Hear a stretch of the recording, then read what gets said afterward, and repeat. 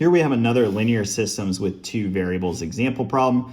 And the method for solving this example problem that we're going to use is elimination. So if you looked at the previous video, this is the exact same example problem, but rather than using substitution, we are going to use elimination. So for our example problem, we have 3x minus y is equal to 7.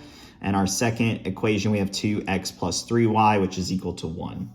So the first step for solving this example problem using elimination is we want to multiply a value into the equation to eliminate a variable. So when we look at this, we want to determine which variable is the easiest to eliminate. So you can see that is what we're doing here. We notice that the y variable is the easiest to eliminate because all I have to do is multiply this equation by a 3, and then these two terms can cancel out. So we'll multiply the first equation by 3, the second equation will stay the same, or it's basically being multiplied by 1. And so we get 9x minus 3y, which is equal to 21. And then nothing happens to our second equation. We still have 2x plus 3y, which is equal to 1. So we can simplify this by adding these two terms together.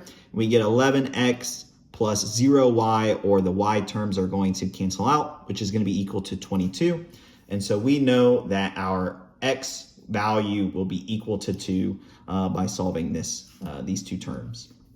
The last step is we just want to plug in this x back into the original, into one of these original equations to get a value for y. So we can plug it into either one. For this example, we just chose 3x minus y. This is the simplest one.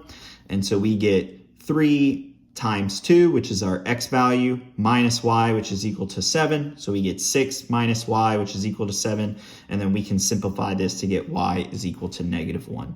And those will be our solution set for this example problem. And we also know that this is also the intersection point for these two lines.